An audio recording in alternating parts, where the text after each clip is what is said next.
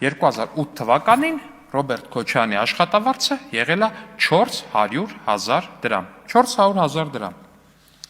Այդ նույն թվականի դոլարային ինդեքսով, դոլարի փոխարժեքով դա եղել է 1310 դոլար։ Մարդը ամսական որպես նախագահ ստացել է 1310 դոլար։ Հարգելի պարոն Մինասյան, 1310 դոլար։ Եթե փոխարժեքը մի քիչ տատանվում է, ինձ կներեք, կարող ինտերնետը այդքան լավ չհուշեց դա։ Ռոբերտ Քոչարյանի ունեցվածքը, նրա եւ իր ընտանիքի ունեցվածքը գնահատվում է ուշադրություն 200 միլիոն դոլար։ Մի հատ էլ սենց իրար հետ պահեմ էլ, սա իր ամսական աշխատավարձն է, այս մի ձեռքին ես, սա իր ընտանիքի ունեցվածքն է։ Մի հատ ուշադիր նայեք, էլի խնդրում ես թվերի տարբերություն։ Այս ունեցվածքի մի մասն է, որը հնարավոր է եղել պարզել միանշանակ, վստահ եմ ուղղակի կամ բաներ, որ հնարավոր չի եղել պարզել, հետագայում վստահ եմ, որ հնարավոր կլինի։ Էսա։ Որպեսզի ճիշտ հասկանանք, այս ունեցվածքին հասնելու համար այս աշխատավարձով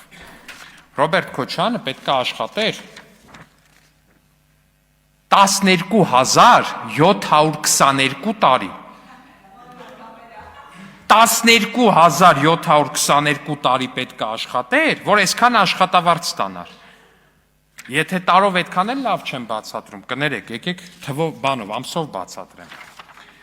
152,671 ամիս,